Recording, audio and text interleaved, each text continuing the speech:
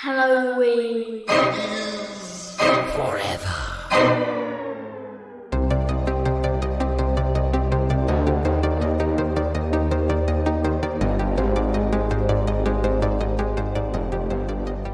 Guys, reading an article, as one does. You guys read articles? I read a lot of medical journals. You guys read medical journals? I'm a headlines only kind of guy. Headline kind of guy.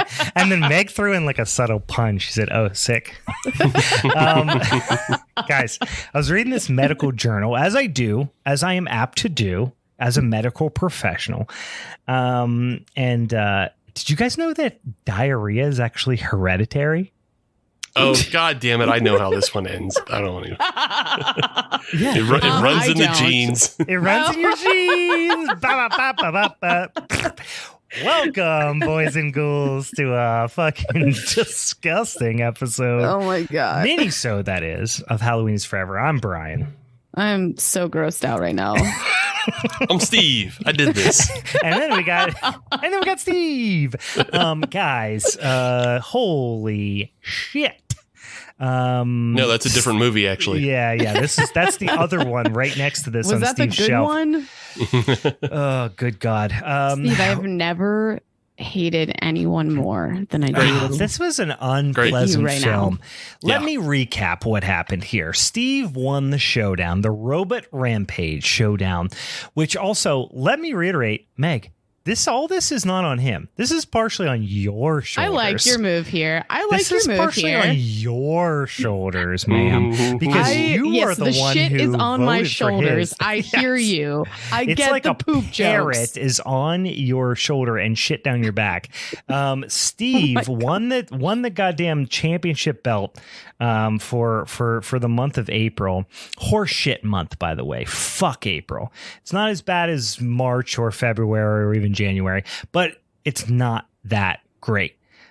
Steve won it, and then as a punishment episode, he was really storing this one up, right? He was like it was pent up for sure. It was pent up. It was a John Wayne level of constipation that was backed up that he decided to inflict upon us by picking this movie, which I guess is GoodBi, but it's the good GOOD space by as in like biome, like your gut biome, I guess. So I would imagine it's pronounced GoodBi. Is that fair to say?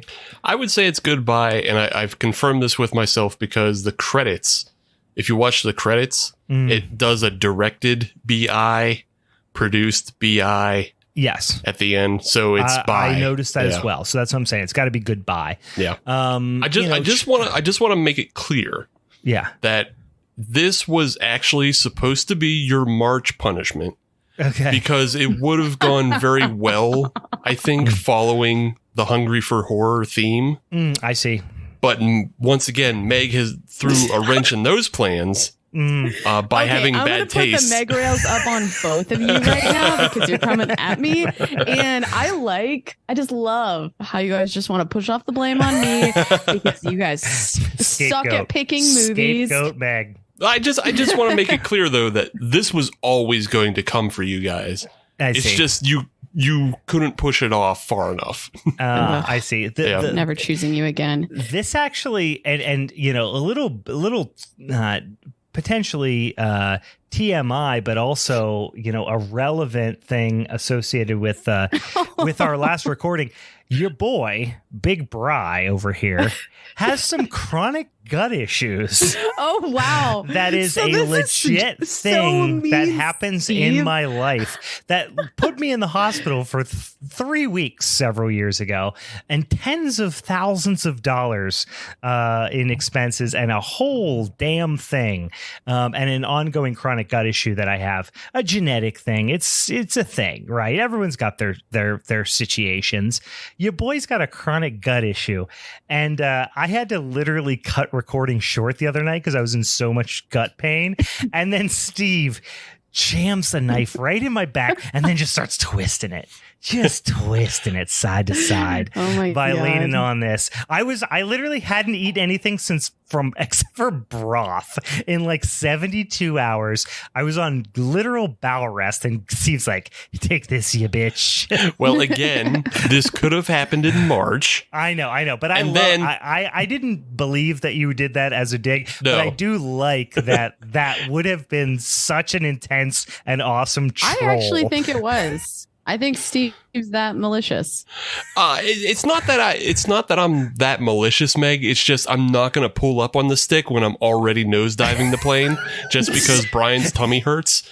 Like, it's going in. Like, it's happening.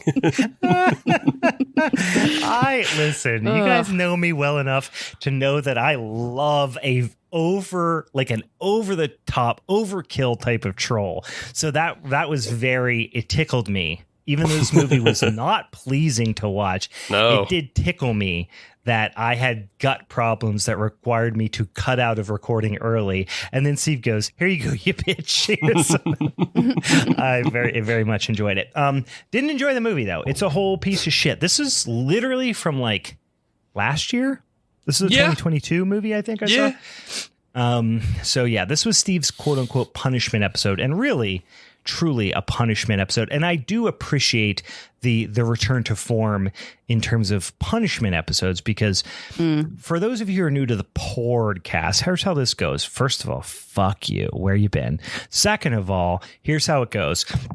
Once a month, we do a showdown episode where a whole series of topics are floating out there in the ether. We select them for our social media friends and listeners to vote from a list of 3. Once we have that list, then we pick a movie that's associated with that topic and we argue about it, blah, blah, blah.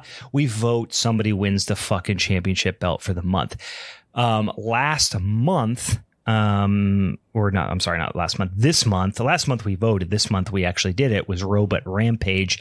Ya boy Steve won. And then because he won, he gets to choose the punishment episode. In recent months, we've been pretty soft on each other. We've been doing a lot of fun stuff. So I don't care for that. I don't care for this kindness, this kindness among men. Steve said, eat it and eat it hard. Sit on it, spin, and then also eat it. And that's what he did to us this time around, which I do appreciate. So, I guess before we get into it, we're going to talk about this movie, unfortunately. But before we do that, we got a couple 2-3 things we're going to take care of as per usual. First of all, Yin's got beers you're drinking, or what are you doing? I got beer, and then I want to start with something I had earlier today. Mm-hmm. I was originally going to have that. What Meg is holding up to the camera right now. I was originally going to have that Iron City iced tea. Oh, you rat fucks, yeah. I had one at lunch, though, and it is fucking terrible. I heard it's hot garbage. I heard it's awful. Terrible. Can confirm. Yeah, is it bad? Yeah, so I'm like, the base, having it as a beer just didn't hit the mark. Like, there should have been, it just literally tastes like they took some sort of syrup or powder, whatever, to blend in with. Well, that's literally what Turner's is already. Like, Turner's isn't real iced tea. No. Right. This isn't iced tea. We're talking, it's like an extract homebrew with a twist of lemon. I'm saying even regular Turner's iced tea isn't real tea. No. And that's what I'm aware of it. It just basically tastes like they took that, whatever they do to like make that, and then put it in this beer. And versus like, I think potentially zhuzhing it up, or even just like trying to enhance some of the characters, because all I feel like I get is just like this sweetness that isn't really reminiscent perfectly of tea. Like, if the base was a little bit more bland, like a seltzer or something, I think it could have been better. But the other thing is that I feel like I've had like better tea related beers that are kind of doing this thing like Arnold Palmer's, but they're using seltzer as a base. You know what I mean? Yeah. Like, beer as a base is a tough move. And frankly, like, I have some nostalgia for Turner's, just because, Yinzer, grown up Yinzer, you're gonna fuck around with some Turner's tea from time to time. And listen, I live in Marburger country, all right? So fuck you. But if you're a Turner fan, like, I agree. It's a nostalgic Yinzer thing. But really tying back into the thematics of the episode, once upon a time, your boy spent about 3 weeks in the hospital with some real serious gut issues, and, you know, all manner of things jabbing into him and surgery and all this stuff. And I didn't eat solid foods for 3 weeks. I was just on IV fluids. I couldn't even drink, actually. So once they started weaning me back onto actual foods and not just IV fluid and like ice to wet my weird, like emaciated lips, it was a couple of the things they started off with was just like straight up beef bouillon in a fucking, or just chicken or beef broth and fucking Turner's tea and various Turner's orange drink and grape drink and all those like cafeteria type of things. And so for days, the only thing I could consume was that and like popsicles and broth. And so I will never drink Turner's tea again because of that, because all I taste is the hospital, when I have it. So like that's a me issue. I get it. Yeah, that's a trauma. Yeah, but holy shit. I can't deal with Turner's tea anymore, but Meg, I have heard it's not good, but hype around here has been monstrous over the last few, a week, 2 weeks, whenever since it's launched. Like, it's okay for us to admit that it's like not hitting the mark, but it's also so many okay people to admit that like Iron City Brewery is owned by like shit fucks. It's okay to say that too. That's my move is like, got it. Iron City is owned by like a mining magnet. Who's also a like fucking Trumper to the max. Like, fuck that noise. I don't care if that's your business. You're not here for politics. That's fine. But also fuck that dude. Everybody involved with this product should be embarrassed. Because it's just knowing some of the brewers that I'm just like, oh, I know. Well, they should be embarrassed. I'm sorry. No, it's not their fault. Like, it's whatever. not their fault, but like, but like, you got to make a living. I get it. I'm not like down to like clown the fucking guy who runs the packaging line. Like, that's probably a hard job, a thankless job. He or she probably doesn't get paid enough, and whatever. But also, like, kind of fuck Iron City. Yeah, but like Iron City should be embarrassed. Turner should be embarrassed for attaching their name to it. Yeah. People who enjoy it should be embarrassed because that means they're not getting their COVID boosters and they're still losing their sense of taste.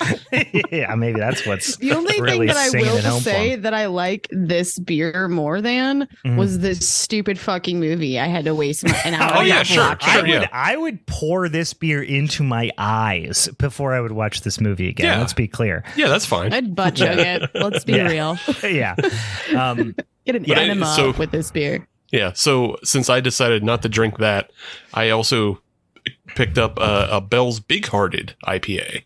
Oh, okay. Big Hearted, yeah. Big old malty boy, huh? Which is their 9.5% Imperial on IPA. This show. Yeah, not Big Hearted. Steve's not Big Hearted. You're Big Hearted. Little Grinch Hearted. Yeah, terrible Grinch Hearted. Yeah. Shriveled evil Grinch Hearted. What do you got, Meg?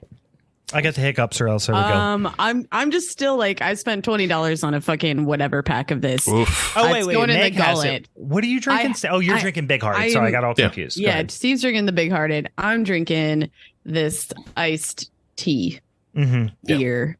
Yeah, that's what we got. It says malt beverage. Any other Delins's? Yeah, that's what I'm saying. Is it? Have you poured into a glass? Is it weird for me to be curious about what color it is? I'm imagining it looks like dehydrated piss. I just don't know where my glassware is right now. Don't feel like you got to make a run. I'm in my new John. Yeah. So how'd the move go? It was hot garbage. Yeah. I did it alone, and I didn't have a lot to move, but it was enough where I'm just like anxious as fuck. Okay, now everyone's getting into my personal life. Well, you should have told I would have come and helped you. Oh no, it's okay. I'm going to Europe next Monday. Like, other people on the show will eventually find out because I won't be here for a little while. But like that with work and then moving all happening in the same fucking week. I woken up anxious as fuck. I'm like, can I start drinking now? Is this like an appropriate time to like shotgun a beer and just like get to work? But I'm all moved in and I have a bed, and I was telling Steve before we jumped on, priority, got a table, and that's about it. Got a table. Got a table. Got a bed. Table Meg.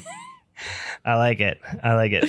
So yeah. Well, congratulations on your new abode, and I'm glad you christened it with such a piece of shit beverage. No, I did that with High Life, so that was a little better. Hey, now you're fucking talking my language. Yeah, champagne. Peace out, bitches. Now you're fucking. I just went like straight fucking New Jersey. Oh, now you're fucking you got it doing there. it. Now you're fucking cooking with gas. Just slipping into Danzig mode here. Danzig. Hey, now you're fucking cooking with gas. You're christening your new crib with the High Life. With a fucking High Life, living You High guys Life. will appreciate this probably. Speaking of Danzig came up like a week ago with some friends. I was at a bonfire, and the question went around. He just walked into the circle.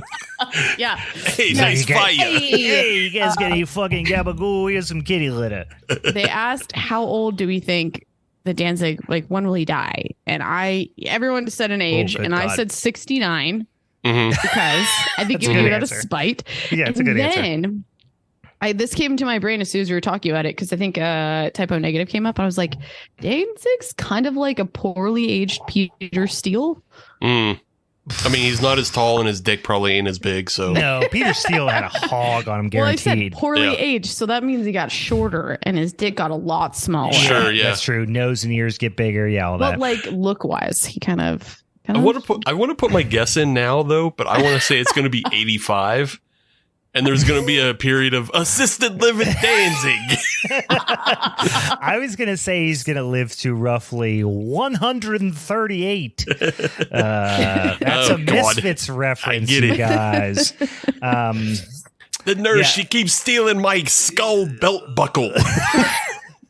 You bring me the medicine, I get it, but where's the gabagool? Danzig, I'm glad we brought God back Danzig, guys. You know, God bless you. We needed it. I am unlike I'm drinking an actual, full on, actual good local beer. Actually, I just finished it. I was drinking from a little mini growler of I was just looking up what the name is. It's a West Coast IPA from Burgers Brewing. But I don't remember the name of it. It's just that's how I order it. Hey, give me the West Coast IPA. It's fucking killer. I've been on a bit of a West Coast IPA kick. Your boy likes to fuck with some loggies, and I do. But recently, just like some good old American Pale Ale, good old West Coast IPAs, like, have been kind of my jam. The weather's getting nice. I want something bright and fresh. So I just polished off while I was cooking dinner for the fam and having some dinner. I was drinking a little West Coast IPA from Burgers Brewing, but then I was just about to tuck into this. Did I open one of these on the show yet? I don't remember. Forest and Maine House Lager. I think I did. I feel like you definitely have had a Forest in Maine. I don't know if it was that one or not. Yeah, I think I might have brought. So this is round 2. I'm actually drinking myself a nice little glass of water, and I'm gonna top it off with a house lager from Forest of Maine. It's a Keller. I would call it. I don't know if they would call it that. I think they kind of say it's more of like a house, like a Keller Helles kind of thing, like a Sommer beer type of thing, maybe. But no, it's pretty fucking hoppy. I would definitely put this in the Keller Pills, but it's like an unfiltered, kind of more rustic Keller beer, type lager with, but fairly aggressively hopped, but in a really nice way. So it's a fucking killer beer. But that's what your boy's drinking. Should we get into the Showdown episode for next month? Yes. Yeah. All right. Yes. So let me bring it up. Let me see how it's been going here. Let's see. I think it's pretty much a runaway for one of them. Yeah. And it's not Full Moon Features. Big bummer. Yeah, it's not Full Moon Features. It's not, for those of you who are keeping track at home, it's not Telekinesis Movies. It is, in fact, guys, drum roll, please. We've got Before They Were Stars is going to be the Showdown episode, or Showdown topic, rather, for May. This is going to be a fun one because this is all about on-screen talent. Is it fair to dictate it that way. We're talking about on-screen talent, so not directors, not writers, anything like that. We're talking about, it doesn't have to be necessarily the star of the movie, but it is on-screen talent, actors who have come to amass some very significant amount of fame. I'm not saying they necessarily have to be A-list actors, but I would say they need to be somebody who we would consider to be, a household name. If you said this person's name and somebody was like, who? You're probably not talking about the right person. Nope. We're I want to throw out too many examples because there might be ones we pick. But for clarity, on this one, it's that like you guys, we will be watching the original movie that they were in, correct? Yes, correct. Yeah. Correct. So the movie that maybe not their movie they were made famous for, probably not, in fact, and certainly not the movie they are most proud of, but probably the movie that maybe was either a film debut, screen debut, or perhaps just a movie that they did in the horror genre that happened before they became these big, well-known actors. So yeah, that is what we're looking for. I mean, listen, Jennifer Aniston in Leprechaun, right? Yep. George Clooney in Return to Horror High, right? I always say it wrong. Sure. Is that what it is? Return to Horror High? Is that the one he's in? I always get. I don't know. I always remember Return to the Killer Tomatoes. So. Oh, and that's the one I remember. An even better one. And, Kevin Bacon in Friday the 13th. Great example. Kevin Bacon in Friday the 13th. Those types of things where it's like, they were nobody when they were in these movies, or maybe they were coming up, but then soon thereafter, or maybe even far down the road, they became a big old fucking deal after that. So can I put up a Meg rail? I would appreciate it. I'll submit it, and then we can vote on it if we want to. But no Nightmare on Elm Street, the first one with Johnny Depp.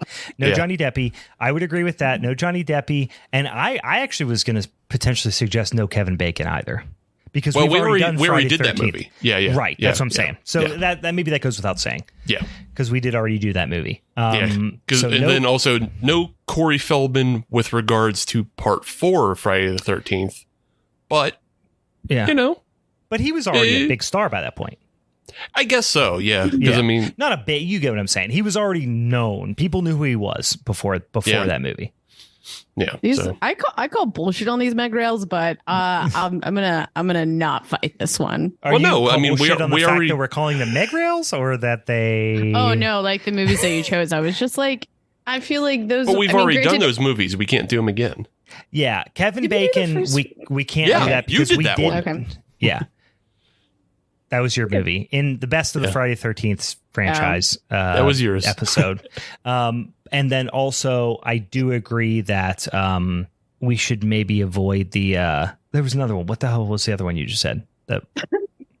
Kevin Bacon. No, Kevin Bacon. And then I just said Friday the 13th part 4, which is another movie we already did. Corey Feldman. Yeah. Sorry. Yeah, and then another one that's another one that's off the table because we did it would be the first Halloween and Jamie Lee Curtis. Well, then these aren't Meg rails if we already did it, guys. Well, no, these aren't Meg rails. No, these are pre-established rules. The only Meg rail is no Nightmare on Elm Street. We're just giving examples. Yeah. The other ones are, of course we can't, if we have done the movie before, Friday the 13th would be an example of that. We can't do it because we've already done it. And then the Meg rail would be no Johnny Depp in Nightmare on Elm Street. Because that's the Jaws of this. Yeah. You understand what I'm saying? I get it. I get it, you bitch. All right. So that's the I think we're all in agreement. Are we all in agreement on this? Yeah. Megan, we're the one looking for you to agree. Megan, she just does this like. I have no fight. She just said, Megan, this one thing you can't see this. It's a podcast, an audio medium. But one of my favorite things in the world about Meg is her physical communication. It's just so expressive. I love it. Yeah, so that's our topic for the beautiful month of May. Boy, howdy, do I love May. One of my favorite months. Warm weather. You can start watching movies outside. The fucking drive-ins open. Love a May. Love a May. So we're going to talk about that in the beautiful month of May. Okay. We talked about beers. We talked about some other stuff. Also, I should mention, if you haven't already, follow us on the social medias. It's at Halloween is Forever, or Halloween is Forever Pod, whatever. Just search it. You know how to use it. I don't teach you how to use the goddamn internet, you fucking plebe. Go over there, search for us, and follow us. And if you want to help us vote on these topics, or even suggest topics to us, or suggest even Minisode episode topics for us, that means a lot as well. Send them our way on the old social medias via the DMs or whatever the case may be. Okay, cool. All right, let's get into this fucking movie. I'm going to pass it on to Steve. This is your fault. So you have to take responsibility for this. Can I just sure. start from the top and say, sorry to steal this, but I started this movie last night after I finished moving, and then I was like, I need to go to bed. So I was like, I'll wake up early and I will finish this movie. I have never been so nauseated so early in the morning. I was like, this is not how my day should start. Steve, this is the thing is, you give Steve that pleasure by telling him that you were physically distressed. I want the listeners to know how big of a piece of shit he is for this pick. Just a rat fuck. Just an absolute rat fuck. Yeah. And obviously there's a lot of like, I did this to you because it happened to me. So it's just like generational trauma through Passing movies. On the trauma, exactly. Yeah. It's trauma through movies. Yeah. Let's start with the IMDb synopsis, and you guys tell me if this is what happened in the film. But GoodBi is the disturbing tale of Beth, a young nursing student that finds herself driven to the brink of insanity by the increasing chaos that surrounds her. As she descends into an abyss of violence and paranoia, she is faced with the decision to die or become what she fears the most. Yeah. Is that what happened? No, it's super not. That's the thing is I read that, before I watched, or it was actually, sometimes when there's a movie that like, honestly, full disclosure, when I'm getting tucked into a movie I don't give a fuck about, I will read the synopsis up front, not the whole plot, but I'll read like the IMDb plot synopsis just so I at least know what to expect, so I don't have to pay attention 100% to the first 32 minutes of complete trivial nonsense. And this told me next to nothing. And then when I watched it, I was like, was I looking at the right movie? Like that's not even a little bit what happens. I mean, yes, her name is that, and her name is Beth. I guess she's a nursing student. I don't even remember that. No, yeah, I mean, I know she's in school, but that part you can kind of tell she's around nurses. We get that towards the end. She's going to classes that are like focus that sound kind of nurse-like. Yeah, that's what I say. It's like she's in a science field. That's literally all I know. Yeah, she takes biology classes, and she has a friend who's a nurse. Yeah. But you never really see her do nurse stuff. A person who has a friend that's a nurse. Like right. I guess that's hard to explain, but yeah.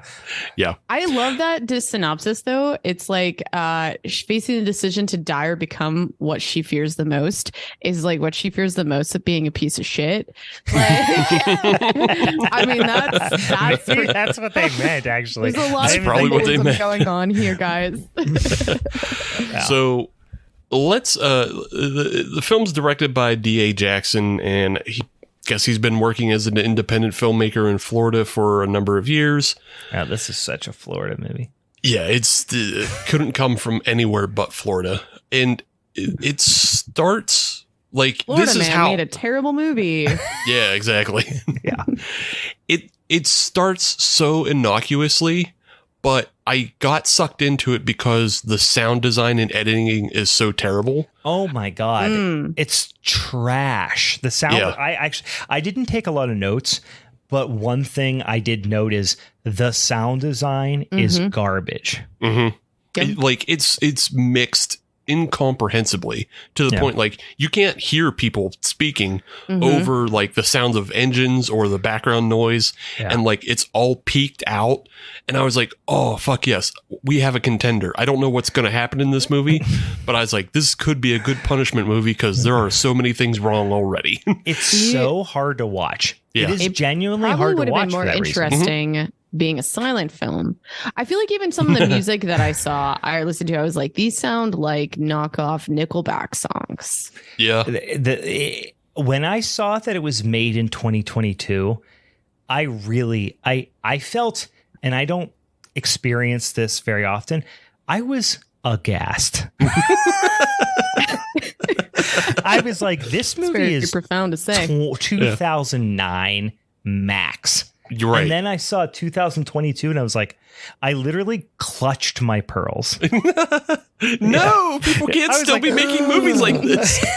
I want to make a point to say that this movie also looks like it had an Indiegogo, and I don't know. I want to see it made $205 out of the $15,000 it wanted. Sick. Oh no, that's a bad number. That's a low one. I'm That's looking not good. at it right now. Numbers. Six backers. I feel like at that point you should just. I've spent more at Target multiple times this month than this movie made on Indiegogo. That's rough. That actually just bummed me out even more, Meg, when you said it was 6 backers and not just one. Yeah. So it was like the dude and like 5 of his friends and family members. Yeah. Yeah, $205 split up by 6. He made a fucking movie. So I will always say, and I'm not even saying that tongue in cheek. We're being very hard early on. There actually is some redeeming qualities to this movie. I am going to say it right now that we've watched way worse on this show. Like not grosser. This movie is gross and unpleasant and disgusting, but we've watched worse movies. We've probably even talked about worse movies on the show. For sure, yeah. But one thing I will say, dude made a fucking movie. So yeah. Kudos. I think it's just this one's special because like you said, Brian, it's new. So it's like all the really old bad things that we know about is just like they've been around and everybody else knows about them. Right. I want people to know about new bad. This is the new bad. Steve likes that new bad. It's that new money bad. I already made a point to compare. Got a lot of money. got a lot of new bad though. New bad. I already made the comparison to like the music being knockoff Nickelback, but I feel like this movie is so much fun to make fun of, like a Nickelback or a Creed. Yeah, because you're like, so many things are not great. I mean, it should be more of a puddle of mud. Puddle of mud. Okay. Yeah, that was good. Yeah. So the film opens with the character Beth. She's like sitting on her bed, and then she's getting text from her mom, and like she's like a nervous person, and she has like bruises and abrasions across her face. And she gets like these texts from her mom about, oh, I hope you're doing okay. Don't stress yourself out too much. And then like she starts having kind of an anxiety attack when somebody starts knocking on her door. Right. And then when she opens the door, for whatever reason, we get the classic cat scare. Yeah. Well, everything. Like, it's fine. Yeah, it's fine. I feel like in those type of scares, you kind of have to get the jump too. And none of the times I've got the jump. Right. No, they were poorly executed, but I do appreciate the nod to like, we're going to do a cat scare. Yeah. Brian, what I love about what you're doing is that I feel like you're lying. No, he's not lying. I appreciate. So cat scare, like a cat jump scare, is a very, very, very super established trope in horror. Like to the point where it's been parodied over and over and over again. I'm not talking about that lying, but I'm talking about you like defending some of the things, being like, there's some good. Like you're just like, no. I'll tell you what the good is right off the bat, and I buried that. You're right. There's not much good, so that to say there's some good is like some is a strong word. It's the main actress who played Beth. Actually wasn't that bad. She wasn't. No, she's pretty good. Really leaned in hard. I give her a lot of credit for committing to an incredibly weird, rough, difficult role. And she really isn't bad. We have had actors in way higher budget movies that people actually know and like that were not nearly as good as she was. So that's basically what I meant. Yeah. Like she does well. And then like, it's also like by comparison, like everybody around her is terrible. Dog shit. So that's what I'm saying. Is like I don't want to shit on her because she's actually a good actor. Yeah. Let's get her name actually. Mara Williams. Like, well, there you go. Like she deserves a career. Yeah. She is good. She has worked her ass off. She committed to this. She is better than this movie deserves. Absolutely. And like, yeah, she deserves a career as like recompense for doing this movie. Yeah. So she's done. If she never did another movie, she paid her dues. Right. You know what I mean? Yeah. She like paid her dues. You did it, girl, and you deserve a whole fucking career for this. Yeah. Back to the movie though. She gets attacked by the UPS man and he like stabs her with a knife and it's just like, it's a quick, confusing scene and it just ends and it goes back in time, which you learn. Yeah. Like you have to kind of figure it out. It's the weirdest editing. And there was like a lot of bad editing throughout this. Really, they make it hard to follow.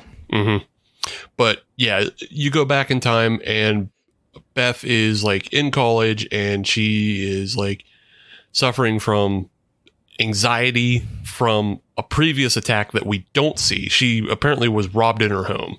Yeah. And so you see the way like she's withdrawn from society and she's withdrawn from like her friends, the two nurses who are just like the worst. Like they are the 2009 actresses. Yes, they are. They came right from 2009 Dimension film fucking straight to DVD release. They literally were hatched out of an egg in aisle 4 of Dollar General. Both of them. Fun fact, we'll go back to Mara real fast. I was looking at her IMDb and she doesn't really have a lot there, but she does do a podcast called Sisters Who Kill, true crime podcast on Black murderesses. Oh, all right. I listened to it. She, like I said, she is the shining star of this absolute turd. Yeah. Yeah. But yeah, she like you get a bunch of scenes, you know, with her and her friends withdrawing from her friends. There's a boyfriend that was involved at some point, like a real. I never wanted somebody to die more. He is like the in real life. I hope the actor does.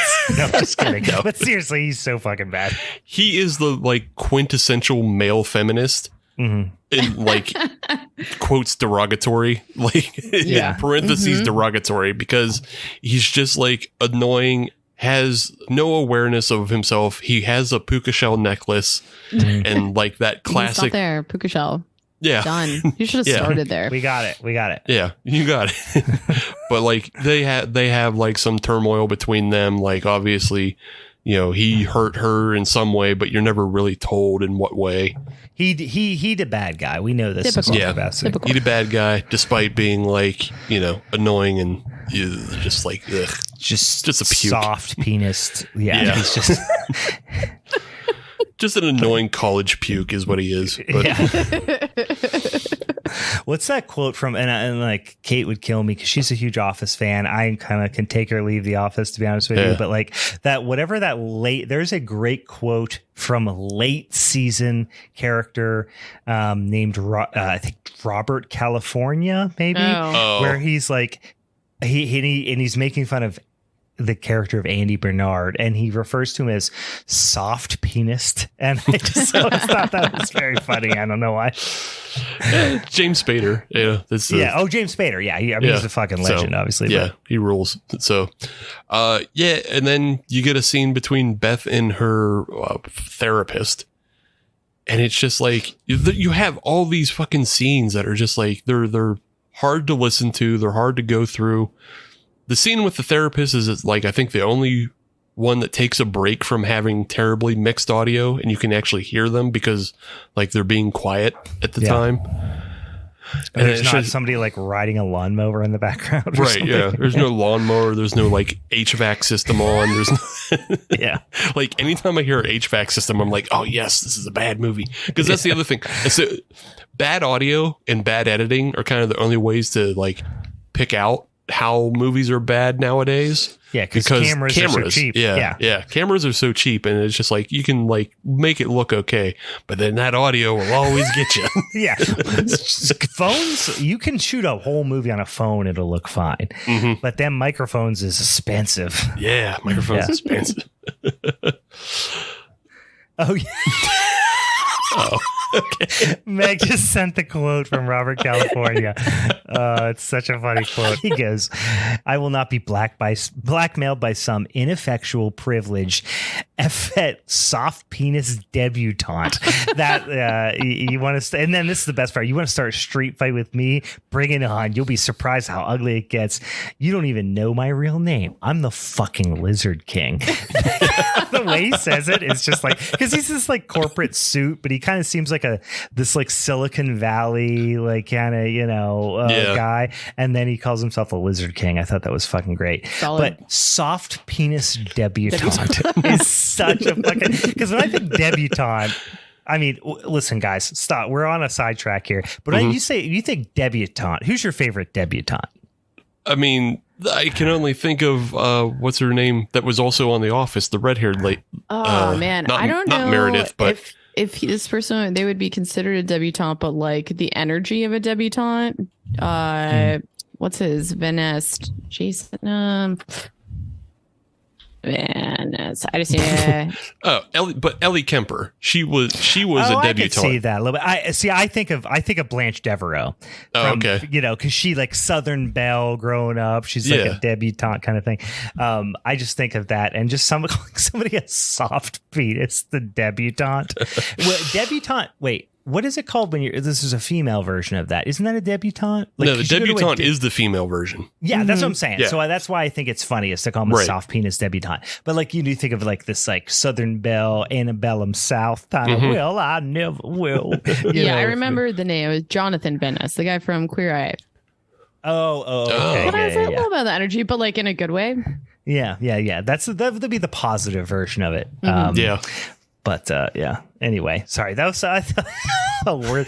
One of the greatest, I don't even say lines, bits of dialogue in sitcom history, even though it was in the later episodes of The Office that nobody gives a shit about. Such a great line. Such a great line. It had its moments. You know? Yeah. I mean, 30 Rock has a lot of good moments too. Oh, 30 Rock is great. I fucking love 30 Rock. But anyway, back to GoodBi. Yeah. In the scene with the therapist convinces Beth that like her choices are she can either take medication or she can actually try to make her relationships work. And I guess she decides she's going to make her relationships work because like immediately after that she's out on a trip with her friends and they're going to the swimming hole.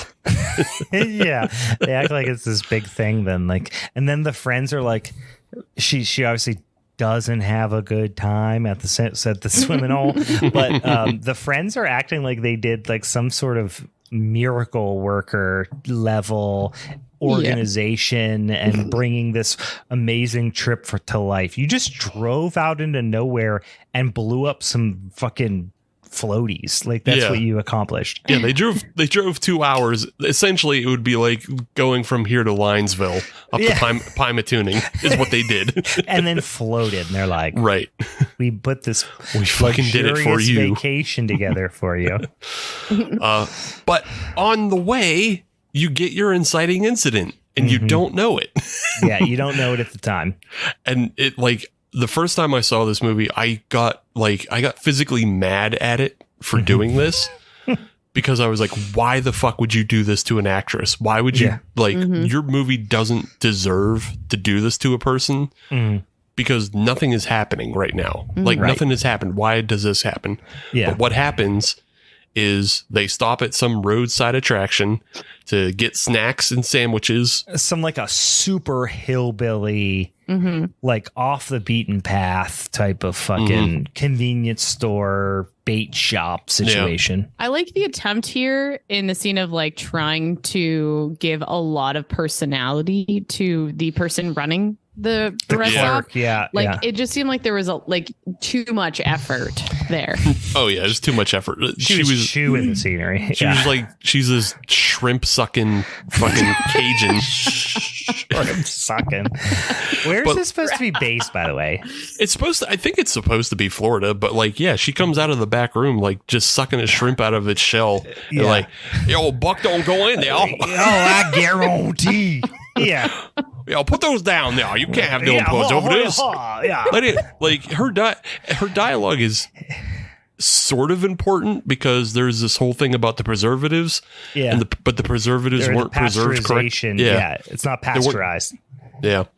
But if you guys remember the movie Cabin Fever, like this is the scene they're trying to do. They're trying to do the fucking convenience store pancakes kind of gimmick. Right. Of like, you know, Southern people are weird and fucking rural whites are crazy. Yeah, I guarantee.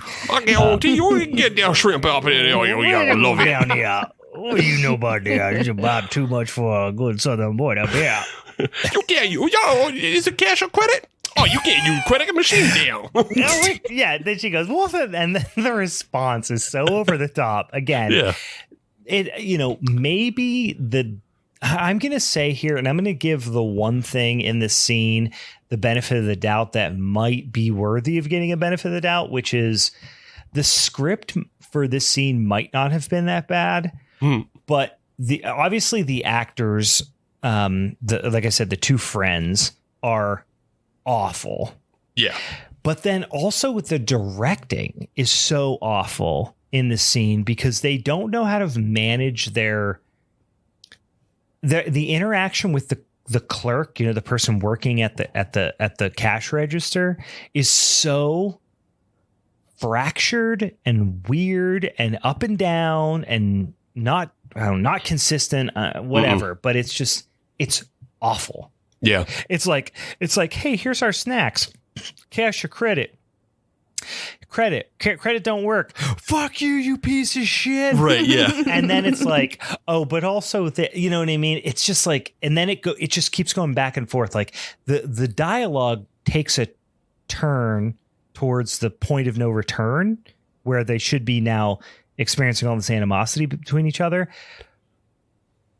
way too rapidly. But then goes back on it and then does that same thing 3 or 4 times back and forth. It's just such a poorly directed fucking whole sequence. Yeah. Do you think they took a lot of liberties themselves? Because that's partially what it felt like. They had to, because I don't think anybody was directing them. I think the director was out back huffing paint. So apparently this film was filmed in 14 days. Damn. During the summer of 2020. That's 3 times more than I thought it would be.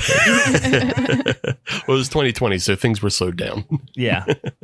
But it was Florida, so that's how you know you can film a film in 14 days in Florida during a fucking pandemic. Clovis didn't make its way down to Florida. Yeah. They didn't get it. It didn't happen.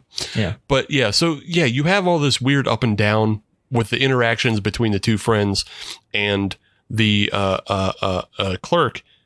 But at the same time, it's intercut with what's happening to Beth, and what's happening to Beth is the most disgusting Buster Keaton act I have ever seen. Oh my God. It's so over the top. It's over the top to the point where, like, I am not, I have a pretty strong stomach, not physically speaking, because obviously I have a weak stomach and I'm a soft penis debutante when it comes to that. But I do, like, not a lot grosses me out. Right. In movies, of course, but then in real life, listen, I've accidentally stabbed an animal's intestines when gutting it, and shit spewed everywhere. Like, I've done some weird shit. I've butchered animals. I've done all that type of stuff. But this scene was fucking gross. Yeah, it is gross. You want to know the grossest part?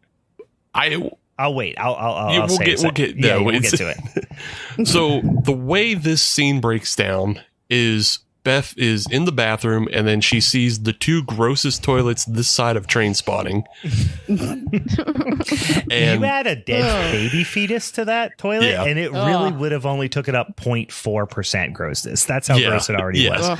You wouldn't have been able to tell that it was in there. And she gets stuck in the bathroom, And then she, like, her tummy rumbles and she has to go pee-pee really bad. So she's doing the hover over a toilet. Mm-hmm. And the whole time she's wearing flip-flops in there. And I think we've all been there where we've had flip-flops in a wet bathroom that just, they kind of slip around. It is far. She face right now. I like so concerned. I like how you're like, she had to go pee pee, but her tummy was grumbling, because if my tummy is grumbling, I know, but that's what she does. I know. She grabs her tummy. Yeah, you're right. She was supposedly peeing because she is hovering. Yeah. No, I think she wanted to hover and shit. You think she was doing a hover shit? She was risking the bombardier splashback on that. Bold. I wouldn't. I don't know about that. If I was her in that situation, I just would have shit in the corner. Yeah, because it sink.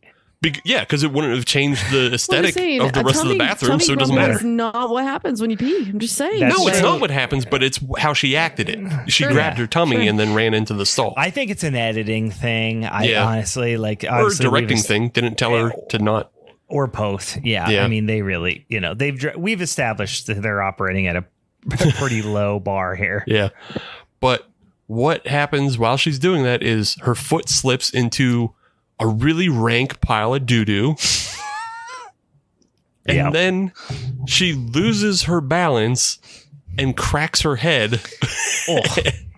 And then wakes up face covered in shit. Yeah. With a corn kernel on her lip. That's what sent me over. Yeah, they really nailed it. I hate reliving this right now, guys. It's who is this rat fuck who just directed this, by the way? D.A. Jackson. D.A. Jackson. He is the Herschel Gordon Lewis of scatological horror, because I want to see an image of this guy. Fucking gross. The corn kernel on the lip is so gross. Honestly, the part that grossed me out the most was and of course way worse things come along, but when I saw her like flip-flopped barefoot, and I'm not even like one of those weird guys, like I walk around barefoot all the time and whatever, like I don't mind, but to see a flip-flopped foot like slide into a huge pile of shit and then like the shit be under the foot between the flip it was a gross scene. And come up over the top. Yeah. Ugh. Over the top, fucking Sylvester Stallone level. I just feel like I just sent a video to one of my buddies the other day, which had a bunch of SpaghettiOs in a pair of Crocs, and then someone put their foot in it. It felt like that. This felt like that, but fecal I just imagine matter. They stinky SpaghettiOs. I wish they went over the top. Like, I think this movie could probably go so much further if they just were way more self-aware and just allowed themselves to like have fun with it. You can only expose, because obviously this movie is, the tongue is nowhere near the cheek in this movie. It is really it is earnest, I think. Maybe you disagree. No, I don't disagree, but it's just like I'm more confused because up to this point everything has been pretty like serious and dour and bland, but like I said, this whole sequence in the bathroom is fucking slapstick comedy. It is, but it's not played for laughs though. Not terribly. Played for like gross out. And it's like, I kept waiting for this movie because for the first 30 minutes, you don't know what's happening. You got no fucking idea. And it's played very straight and it's shot very dramatically and in a very dire frame. Everything. So like I really was waiting, like I had no idea where this movie was going.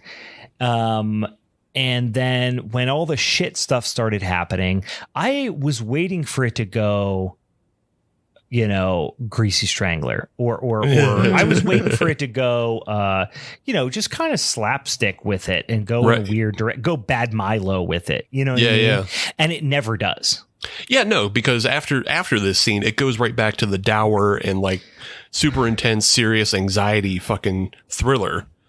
Because what happened, they resolve this issue with her in the poo-poo, and then They send. Can we stop? Because they don't really resolve it. She comes in, knocks on the doors, like, "What are you doing in there?" And she's like, "Having a bad time. Can you get my?" She goes, "I think I need to change my clothes." She is caked in shit from head to toe. Mm-hmm. Yeah. She is up and down, caked in poop, and then they just like. I guess what I meant by resolve it is just like they just cut. They hard cut. Yeah, they do. To her with her change clothes. They just go, "Oh, now she's back in the thing." And they're like, "Don't make fun of her. Some weird stuff happened in the bathroom."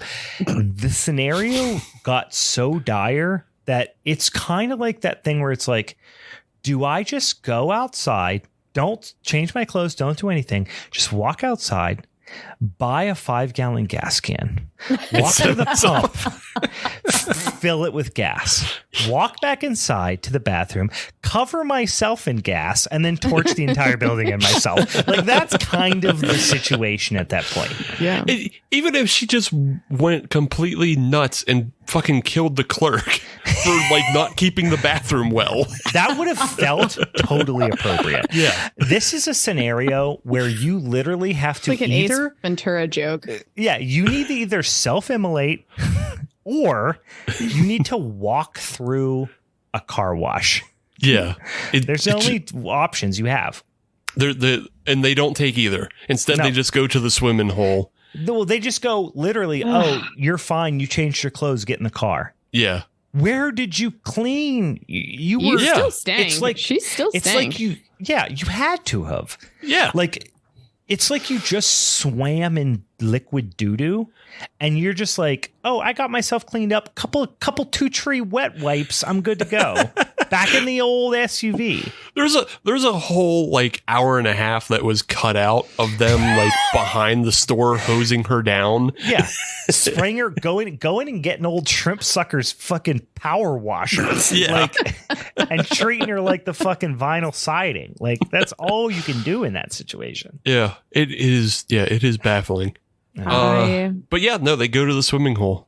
And then at the swimming hole, like, she gets accosted by a white guy, and you just assume, well, that's just Florida white people being Florida white people. And, but it is kind of an interesting interaction, and they don't explain it, but it essentially is like this dude who looks like he's a fucking extra on The Hills Have Eyes come rolling up, and or fucking he was like Hills Have Eyes mixed with fucking Gator, fucking Tiger King or some shit, you know, and they come up and he's like, "Hey, ma'am, you got the blah, blah, blah, blah, blah, blah." And then she's just like belching and she's obviously having some like tummy troubles. But I think they do a pretty good job. Like I said, they do a couple good things in this. And this is one of the scenes where I think they actually do a good job because you see this cat and you're like, "Ooh, stay clear of this motherfucker." But then he comes up and he's actually like, he's pretty nice, trying to be nice and helpful. But then it flips on a dime. And it's immediately like, "You fucking bitch, blah, blah, blah, blah, blah." You know what I mean? Right. So you get the idea. You start to pick up on what is happening a little bit, but I would argue maybe it's still a little too subtle because you know. Yeah, I'd say it's still too subtle at this point of what actually happened. But like they start like alluding to things because like they're also intercutting with like ants tearing apart a spider on a rock. Yeah, they keep doing that. And they do that multiple times. So I'm like, that never really makes sense. It's not applicable. Yeah, it's not applicable. It's just a creepy thing to show. Yeah, well, I think maybe what they were trying to do is think that like that's maybe what's grossing her out, and maybe they're trying to make it as kind of like a red herring, but it's like your concept is already vague enough at this point where you don't need to throw anybody off the scent. Right. Yeah, exactly. Yeah, you don't have to trick anybody because nobody really knows what's going on at this point. None of us are following you. Yeah, we're not with you yet, Chief. Yeah. So yeah, Beth has a bad time at the watering hole. Her friends are all fucking butthurt because she had a bad time and ruined their good time. Well, then all this happened. The friends are the worst. They're the worst friends in the fucking world. Like all that shit happened to her. She was obviously covered in shit. Something bad happened. There's a fucking gash on her head. You know, I don't know if we mentioned, but she slipped and fell into the shit. And she also like fucking blasted her brain off the toilet paper dispenser or something, you know, in the bathroom. So she's like probably should have went to the hospital. But instead they're like, no, we don't want to ruin our fantasy vacation at this fucking reservoir or whatever. So they show up there and they're like mad at her that she's not like down to fucking party. Yeah. I'm gonna create a new red herring for everything leading up to now, is that this is just everything is happening to her because she puts the toilet paper on underneath versus over. This is all punishment for that. Yeah. She don't hang it right. That would have honestly made roughly as much sense as actually what the plot brought to fruition, you know. So they leave the watering hole, and then like I guess she just goes to sleep in the back of the car, because then she wakes up to her two bad friends fighting. They're full on screaming at each other, and like you can't hear anything. Again, the audio is just blown out. It's terrible. Yeah. You don't know what's going on. And then like they wreck as best they can, which is just pulling off onto the berm. Just kind of abruptly pulling over. Sorry. And then she was like so apologetic, like, I'm sorry I did that. It's like, well, then she even goes like, oh, boy, so dramatic. I'm still unsure what happened in this scene, because like you said, Steve, she wakes up and she hears them yelling at each other. And it's not just that they're yelling at each other. They're like really going for the jugular on each other. Like, oh, you piece of shit, you know, blah, blah, blah, blah, blah. And then they start like saying awful things about Beth. Right. And then I think the idea is that we haven't got to the big reveal yet, but they don't really understand what they're saying. Right. I almost felt like were they literally not saying it? Because there's also a dream functionality here that we haven't talked about that never is explained. I think, I think I would go, when I saw this scene, I thought it was just like a poorly executed, like they're trying to portray that she's just waking up a little delusional. And, you know, this whole idea of like this dream thing kind of comes up. So you kind of, they're trying to play off like we don't know what's real and what's not happening. And so kind of having that disillusion or confusion I was taking from it, even if I was like, maybe you might be right, because maybe what they're doing is like more of the whole, they felt like they needed to throw people off the scent, no pun intended, that like that this was going to be too on the nose for people. And so they had to interject some confusion. Yeah. But then the way it ended up coming out in the wash is that there was already so much confusion that this just diluted things even further. Yeah. They tried to play the unreliable narrator of like, is she dreaming? Is she just paranoid? Is she just delusional? But the thing is, like, what's revealed is like, it takes you a minute to catch on to that anyway. Right. Like surprisingly, I wasn't ahead of the film, you know, until. No, same. I didn't feel like I was, you know, until like close to the end. And then I knew what the ending was going to be. Yeah. Because you go back to what the film company's name was at the beginning. It's a terrible joke. So but it's not, warning, it's not funny. Yeah, it's not that funny, but it will give it away if you think about it. Gotcha. But so Beth gets out of the car. They're having this confrontation on the side of the road, and all of a sudden her friends are like back to normal. They're back to just like, Beth, what's wrong? We don't remember any of that. What happened? Yeah, we weren't like, fighting. We got a flat tire. Yeah. You know? Yeah, we got a flat tire now, though. Biker guy from Watering Hole shows back up, and he's like, hey, ladies, you need some help? I'll give you help. And then like he's back to being like cool guy. So like he's not being a shitheel like he was. Right. He like is working on their car, and then just like comes back in contact with Beth, and he's like, hey, weren't you that girl from fucking Watering Hole? And then he turns right back into an asshole and like physically attacks her now. Yeah, like dives into the car at her. Yeah. And like she's being physically attacked, and like she gives him the laziest thump on the leg with a tire iron. Like, it's obvious that they couldn't get a prop tire iron, so she had to hold a real one. Yeah. And like, you can't hit an actor with a real tire iron. Right. It was like it's not in their contract. She was more like checking his reflexes with it. Right. Yeah. So she gives him a little love tap with the tire iron. He stumbles back into traffic and is run over. And I'll give this movie props for like the gore and effects. They're some not of them. Yeah. But some of them are so fucking bad. Some of the CGI stuff. Yeah. CGI blood splatter, there's CGI effects, like skin effects as well, that are fucking horrible. No, I thought those were practical when the boyfriend gets his face burned. Yeah, later they were like pulsating in a very digitized way to me. I think they digitized the pulsating, but I think the actual skin was like a real effect, and then they just ruined it by the part. Yeah, the whole thing didn't land for me. Yeah, but yeah, but I think, when he rolls up the car and like the splatter across the windshield, that's pretty solid. It was okay. Yeah. It was serviceable at best. Yeah, it's fine. Yeah. Look, you go in the world of shit. You have to find a kernel of corn and really clamp onto it. Yeah. Big surprise though, the guy who just ran over biker Mike from Mars. Yeah. He is.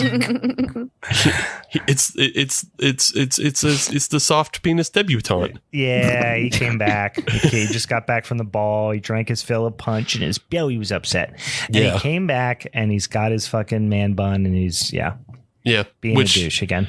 They do kind of resolve that in a way that makes sense, but also it just feels like we only have so many actors. Yeah, it was like I mean, and also it's like, I guess who would they have brought back, but like god awful acting. This kid fucking stinks on ice. Yeah, just terrible. Moving forward, Beth is like still suffering tummy troubles. She's got tummy troubles all the time.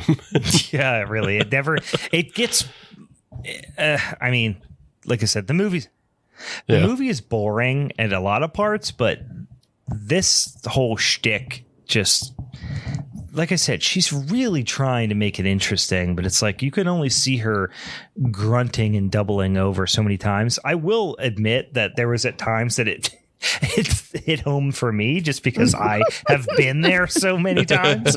But holy moly, it's just like after a while, it's like, we get it. Your stomach hurts. Yeah.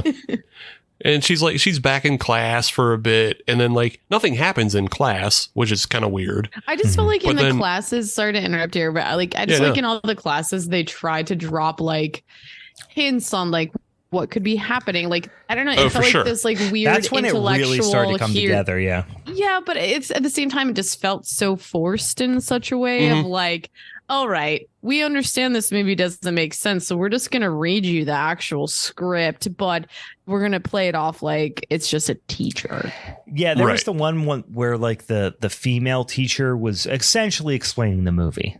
Yeah. And like that's kind of where we're at right now. Like she's the female teacher is explaining your gut is your second mind, and all that kind of stuff. And we had previous scenes with another teacher about like you are what you eat, and like this is where we can finally start to put it together that somehow something that Beth ate, and we can assume it's the poo-poo from earlier, has now like multiplied as a bacteria in her gut biome, and all her burping and farting is making people crazy.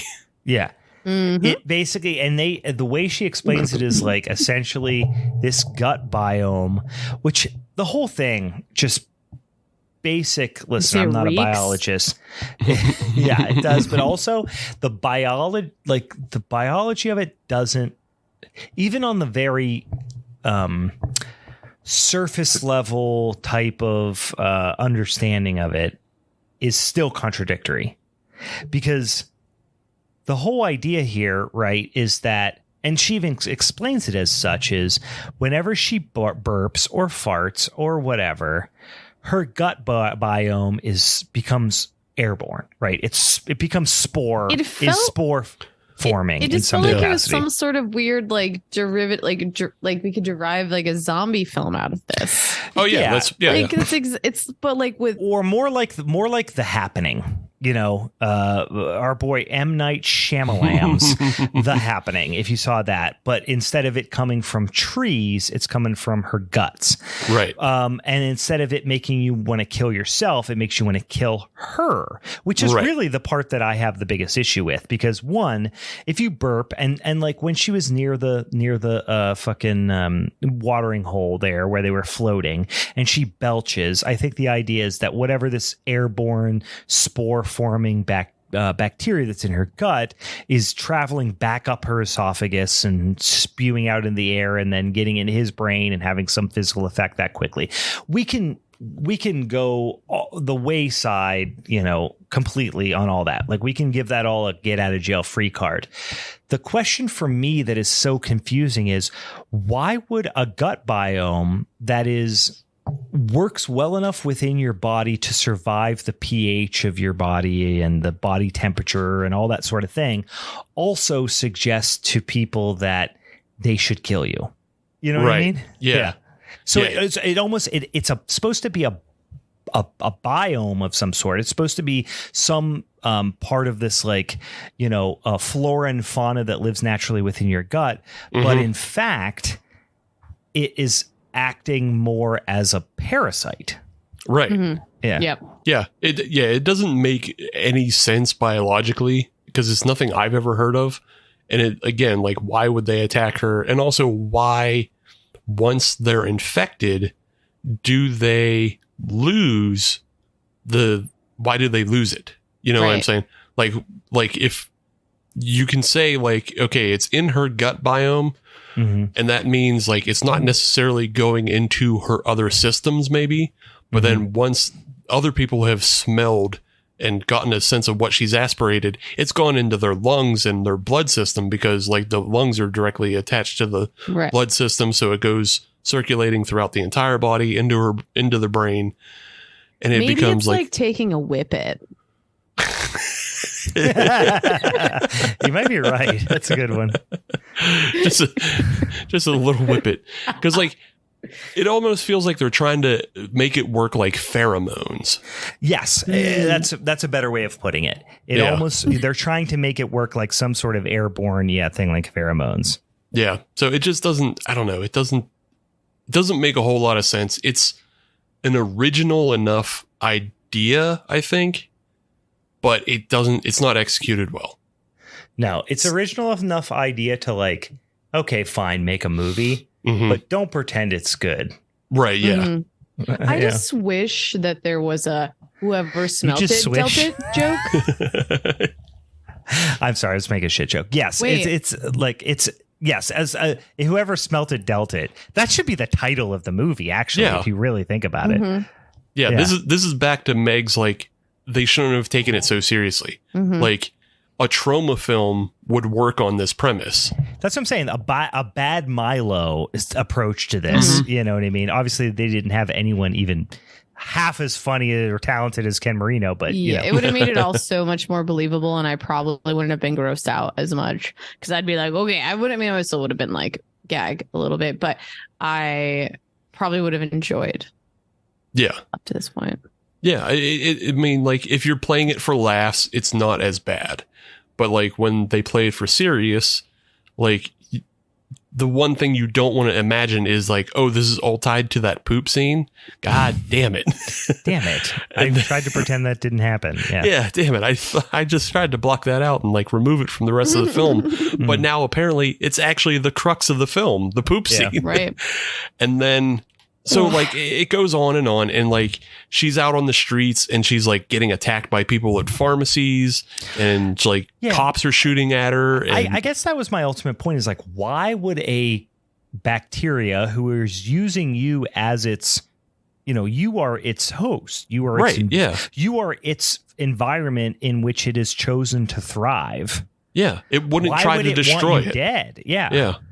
Yeah. The only thing you can, like... try to rationalize is that it's actually their immune systems fighting back. but like I don't know anybody's immune system that is like made them rage out. Yeah, usually immune system doesn't result in violent tendency. I guess that is maybe the premise that they were trying to lean into, which that's actually not a bad premise, but they didn't execute it. Yeah, it doesn't execute well. So yeah, you got all this shit going on of like her getting attacked and everything.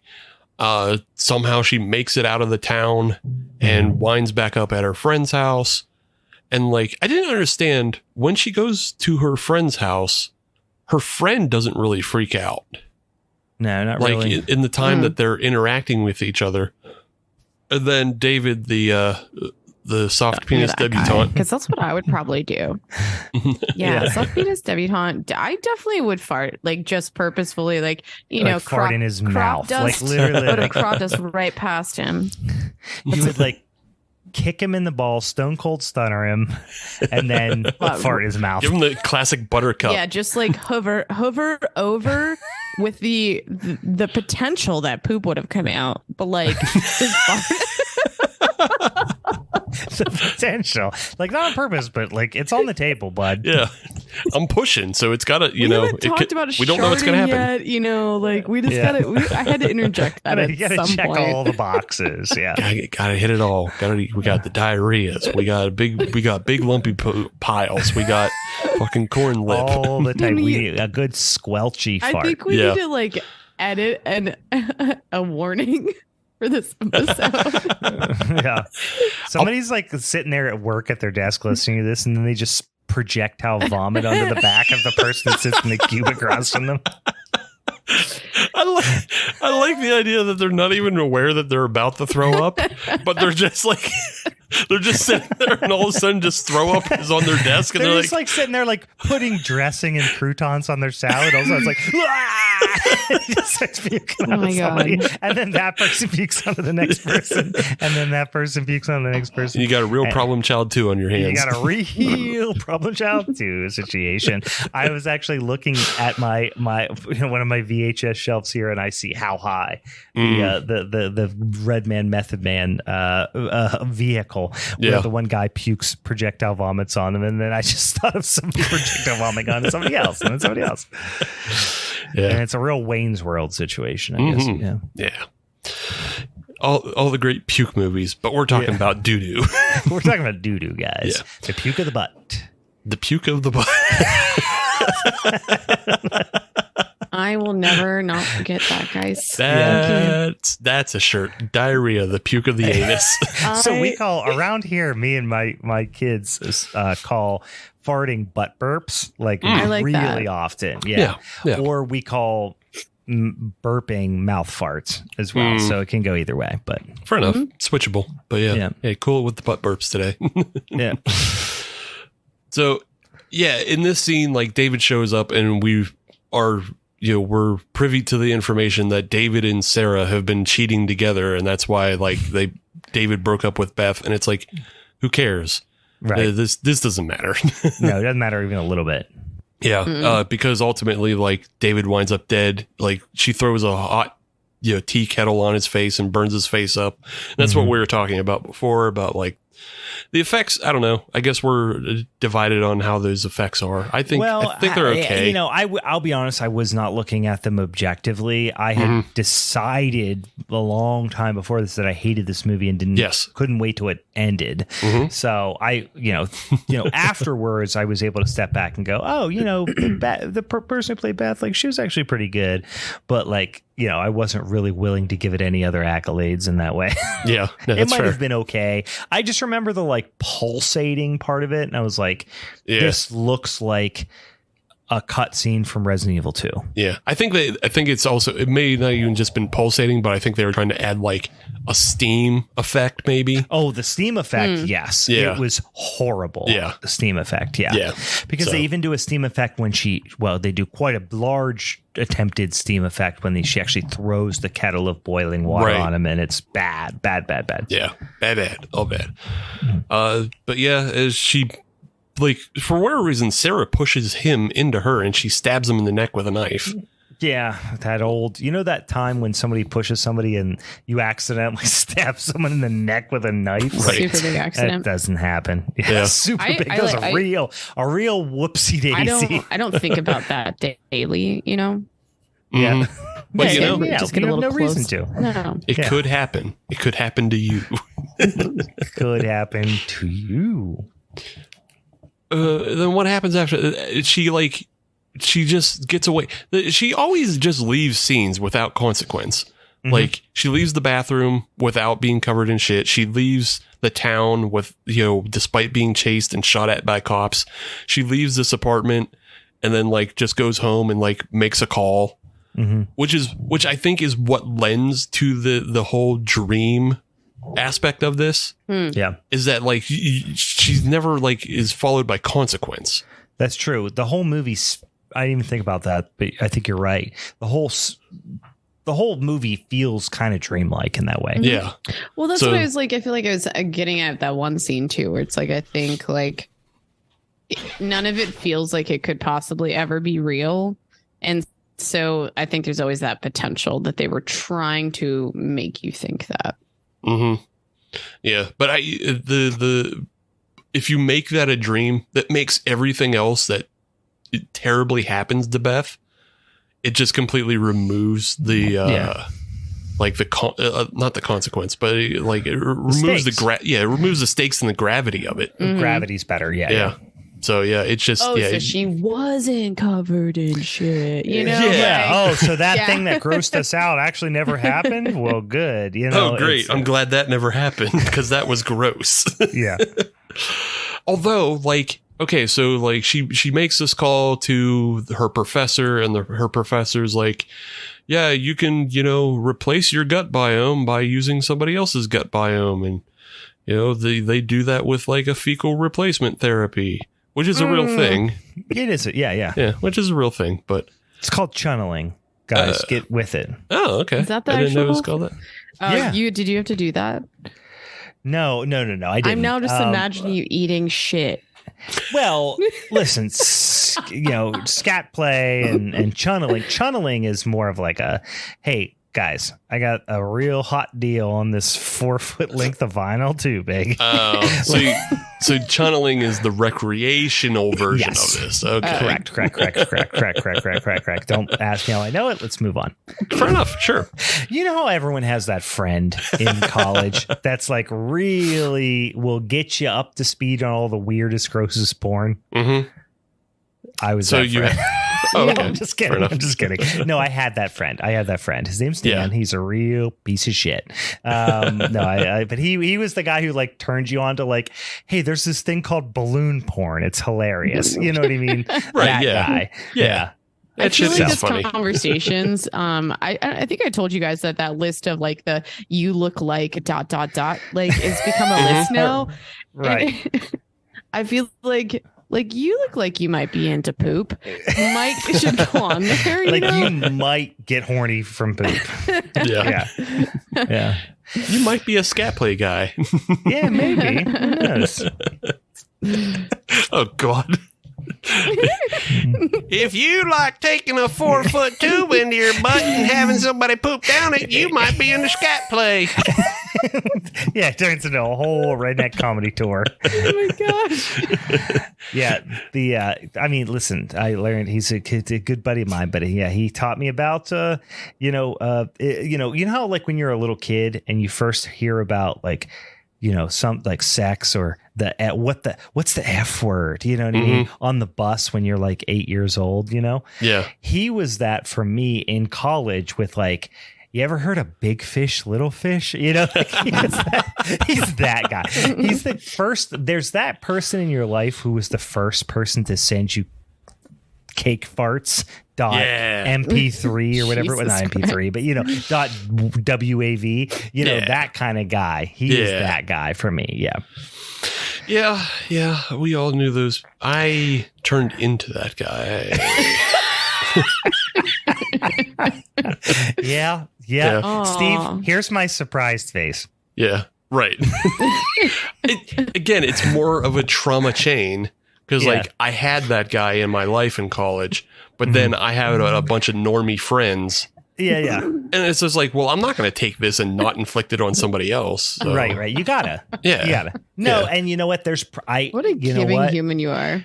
I know. I will be completely transparent. There are probably people in my life who think of me as that person for them. Mm-hmm. Sure. You know, whereas like they know who Goatsy is because of me. I don't know who Goatsy is. That's okay. Well, that's probably good. That's fine. That's fine. Oh, do I have to go on my no, private you probably browser? shouldn't. It's okay. You probably can. You could probably have the whole rest of your life play out great without even knowing anything about it. Yeah. But I mean, Meg, if you don't know what a lemon party is, you can look that up. A lemon party's fun. That's fun. That's actually fun. Is. Lemon party, that's going to make people happy. They're going to be fun. They're gonna it's a political movement. Check it out. Shut up. Political movie. Lemon party is like, you know what? You do you, queen. Yeah. Like, that's what I think of a lemon party. Yeah. You know what I'm doing right now. Yeah. As we're looking, you guys can't see this too, but Meg's just like clickety, clickety, click, clickety, clickety, click. Incognito and lemon party. Yeah, I have different browser. Mm-hmm. So where were we? Oh, yeah. Beth is at the hospital, and Beth is probably the clumsiest bitch ever because she falls in the bathroom. She fucking stabs David accidentally. She falls down the stairs in the hospital and is put into a hospital bed. Oh, Beth, clumsy. coordination. Listen, maybe the gut biome situation is throwing off her hand-eye coordination. Maybe she's got maybe one of the symptoms of this gut biome situation is like what's that? What's an inner ear infection? No, inner ear infection. But what do you get as a result of that? Where you can't balance vertigo. And shit. Vertigo. I couldn't think of the word vertigo. Yeah, maybe this gut biome situation, one of her side effects is vertigo. Who knows? Sure. I just like the idea that she has an inner ear infection that's like completely separate from everything else. And that's like that's really like the icing on the cake. Yeah. She just had an inner ear infection. That's why she's always falling down. But yeah, she falls down the stairs in the hospital, and so they pick her up, and like she's like, when she arrives to the hospital, she's dressed like the shopkeep in Resident Evil 4.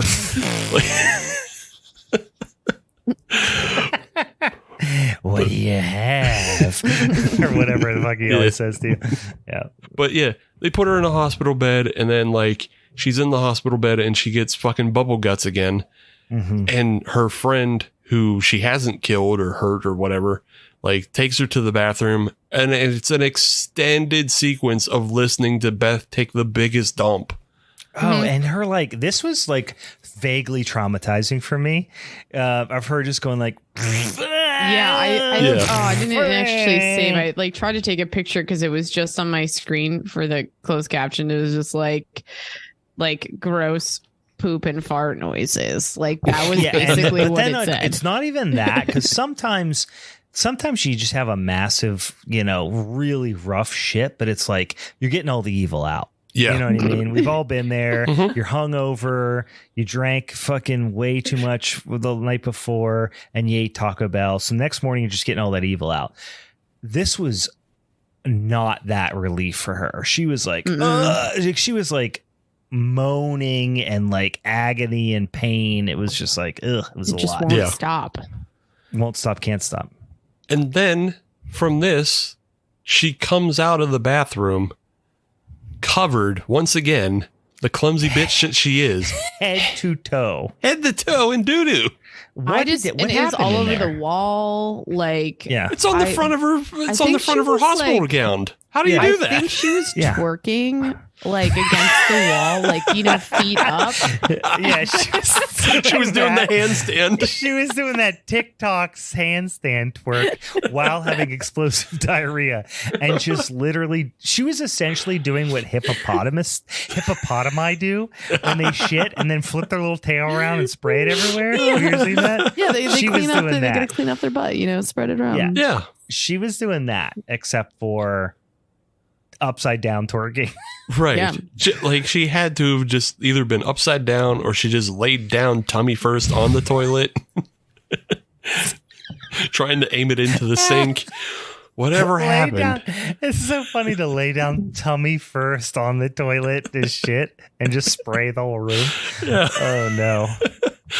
That's serial killer shit, yeah. It had to have been. But yeah, she's once again just covered head to toe in shit. This doesn't make any sense. And like this is where like you feel bad for the actress because it's just like, why would they make you do that? That's the thing is like she is like it's always an awkward situation in movies and scenes like this where like she's committing so hard, which you can respect. And like she's a fucking pro. She's out there, she's doing it, she's committing. There is no tongue in cheek. She is acting her ass off. And like I said, she's pretty good. But then you want to like that and respect that. But at the same time, you're like, why the fuck did you ask her to do all this shit? You know what I mean? Like, it's not necessary. It doesn't add to your weird edgelord fucking, scat flick. Doo-doo fantasies. Like cool it, bro. JD fucking whatever your name is. D.A. Jackson is to poop what Quentin Tarantino is to feet. Yeah. Like, do we really need to see somebody like sucking a girl's toes in this scene? No, this is for you, bud. Mm-hmm. Oh my God. But yeah, chaos breaks out in the hospital, and like once again, she's like Beth is just being chased around the hospital by people trying to kill her. She like gets shot at by a cop, but that cop also shoots a priest in the head. I really did genuinely enjoy this because it's CGI gunfire. Yeah. Right. So it's bad. It's not like they got squibs or even blanks. The gun is non-operational. Right. But the CGI effect on the gun does the whole like it's the Sci-Fi Channel barrel, flash kind of thing. Yeah. And the guy who's holding the gun as the cop, first of all, is holding it in the most strange and unnatural position. And the opposite of what you normally see when somebody doesn't know how to like use a firearm, they will, hold it way out in front of them. They'll hold it sideways. They'll kind of do the whole side stance, desperado style or whatever. No, this guy does this weird like pew, pew, pew type of thing. Like imagine if you have a gun and you're doing pew, pew, pew. That's what he's doing. And he's also like trying to act like it's kicking way too hard. Yeah. It's just really tremendously bad acting. It's shocking to find somebody in Florida who doesn't know how to like hold a gun or what it feels like to shoot one. I was gonna say this fucking guy like that. I think he had like a Glock or something that probably fell out of his cereal box this morning in Florida. Right. You know what I mean? Like that shit is like they just put those in your mailbox on the first fucking Friday of every month. They come Florida. with the Ed McMahon letters. This is literally an explanation of why we have headlines like Florida man did blah blah blah. Like this is the example of it. Yeah, because they have no idea what they're doing when they get a hold of a gun. I do wanted to point out though that the priest, the actor's name is one of the most racist things I've ever read. Oh God. The character's name or the actor's name? The actor's name. Okay. The actor's name of the priest is Shamrock McShane. That sounds like his porn name. I was going to say, like, that sounds like a professional wrestler whose gimmick is he's a leprechaun. Right. Like Shamrock McShane. Yeah. Oh, my God. Like, your name might as well be like... Lucky Mick illiterate. Yeah. It's just like so incredibly offensive. Ginger McPotato. Drinky Mick don't read. Oh, God. Domestic McViolence.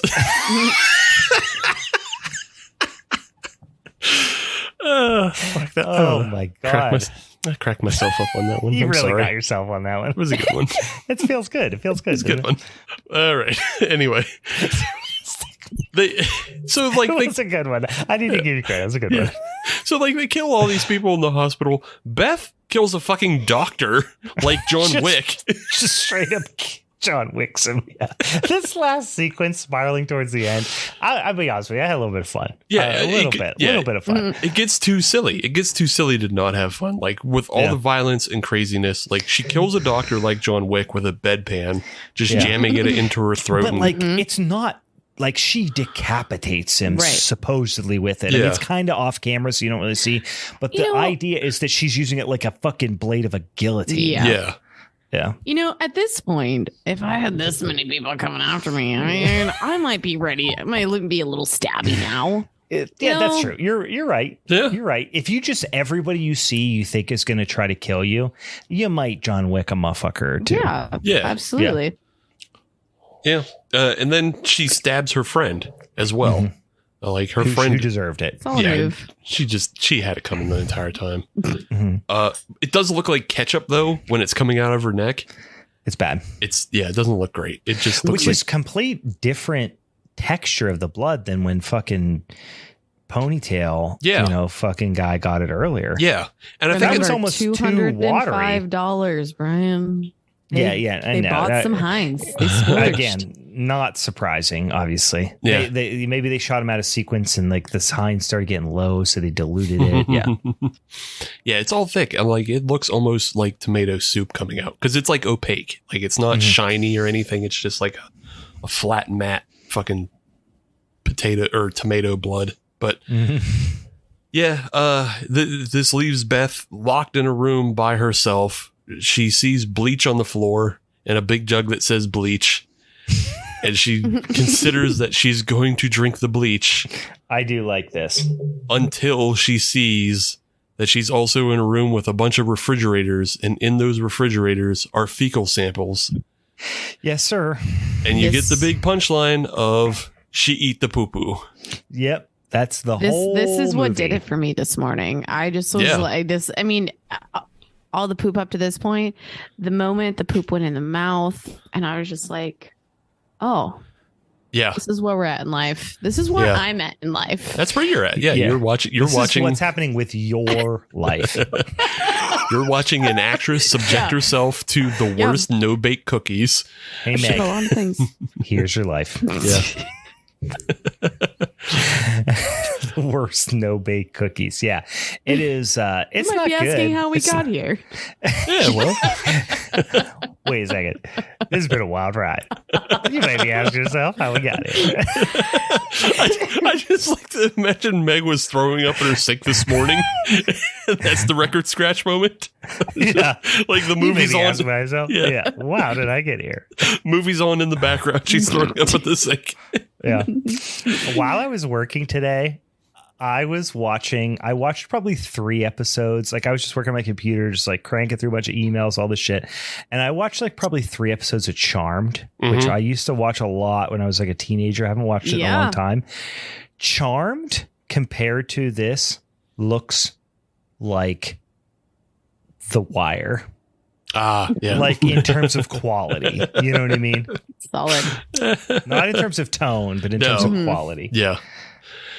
Yeah. I don't have much words left. Like, honestly, it's like, I've had to watch this twice actually now. That's a real cell phone. Yeah. Yeah. It's just, ugh. Yeah. And then I guess the ending is that like now somehow she escapes the hospital after killing 2 people and like a cop fucking shot a priest like that, like just blasted him. Yeah. But somehow she gets home and like is there long enough that she can start ordering poop through the mail. And like, that's when we get back to the first sequence of like her fighting the UPS driver. Like he was dropping off her poop samples for her to eat to change her gut biome. Yeah. And then her parents surprise her and she's holding a knife and it's like, oh no, she's eating poop and then might kill her parents. Shit. Listen, guys, if I had a nickel for every time I was there. So those are like vampire I'd kill my vibes parents. even, but you're like a poop vampire. Yeah. Poop. Yeah. poop pyre. Ducula. Anyway, Count Ducula. Count Ducula. That's it. That's it. There you go. There you go. Yeah, it's, you know, the end is like, I mean, okay, fine, I get it. Your parents show up. You don't really. What's that? I want to suck your butt. Oh gosh, that's a good one. Meg is just covering her face right now. She's just like, I don't want to be part of this world. You know what? To be honest with you, the ending. Wait, what did you say? You did this to me. Oh, I thought you had another poop bud. The ending, honestly, it could have been so much worse. I actually was like, okay, but you guys left us on a cliffhanger, a dingleberry, if you will. But Nice. it was like, it was actually kind of effective because you're like, oh, did she resolve it? Did she not resolve it? You don't know. And now the stakes are crazy high. Brian, I have a question for you. Yeah. Is your shit resolved? I'm never resolved. Exactly. Yeah. That's how the story ends. Yeah. Mine's not so much a biome issue as a literal physical infliction issue. But yes, no, this is like, it's one of those things where you're like, this movie, there are parts, this movie could have been a great short film. Sure. It should have been a short film. Yeah, great is a strong word because great's a strong word. It could have been an okay, like, short festival film. Yeah. It could have been a great film if they just went a jokey. I'm going to stand on that hill. Like, they could have went that direction. This could have like actually been a good movie. Yeah, if it was like, if it was a trauma film, like, yeah, it probably could have done pretty well that way.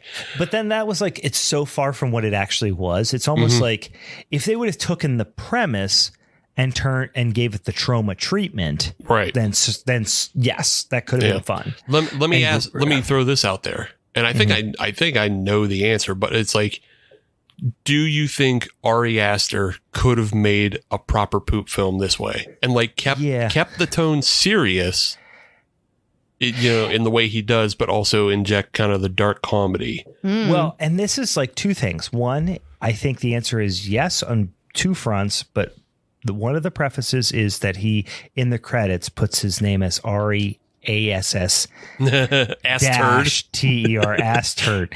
But also, I honestly think the answer is yes, because like gut biome and like probiotics and all these things are like such a trending topic right now that I think it's something that a lot of people are thinking about that maybe weren't thinking about. So it's like kind of prescient, you know what I mean? So like, I think you could pull something like that off and like it would but you'd have to like, it'd have to be the gross out thing. You know what I mean? Yeah. It would have to be a gross out movie, which is like, I don't see an A24 treatment translating to a gross out movie. You know, it would almost have to be like a street trash level, gross out film or something. So maybe like obviously the couple things you would remove is like, the scene where she falls in the bathroom, I don't think you do that in the A24 version. You just have her eat the bad preservatives. Well, I was going to say you have it as like she goes to this high-end restaurant and then the background, you see the guy who's working this, she's at a sushi restaurant and you see the degen, guy who's stepping in for the sushi chef who calls off and he didn't wash his hands. Yeah. And he's, you kind of get the idea. You see him stumbling around outside doing weird shit and he's fucked up and then he passes it to her that way. So it's really like, it's almost a home invasion, but with your guts, what I mean? Yeah. Where like it's random and the scariest part about it is that it's random. Yeah.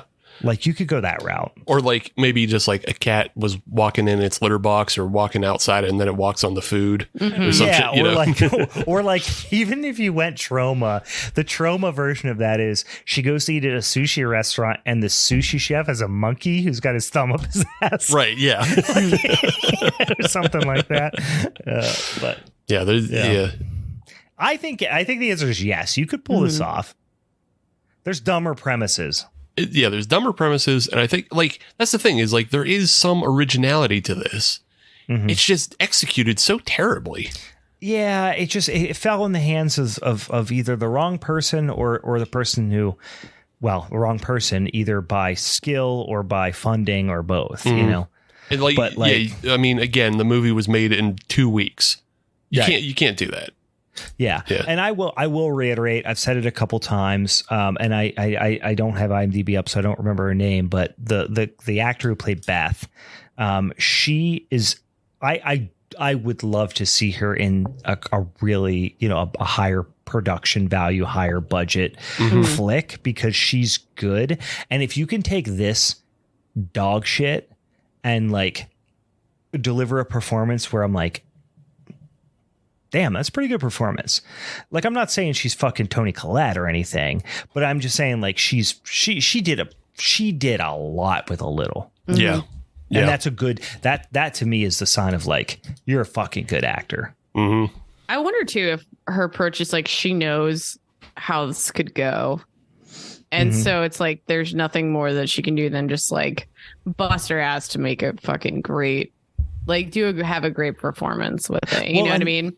You're probably right. And I also think that she probably wouldn't have signed on if this was jokey. Maybe. You know what I want to hear? And this could be a follow-up just in like a very small bit, is I want to listen to a couple of her episodes of her podcast. I am going to. I looked up her podcast. Like, I'll listen to her podcast and get a feel for like, who knows if she actually talks about this or not. Maybe she's in other things. Like, she seems, she can't be more than about 21 years old. You know what I mean? She seems very young.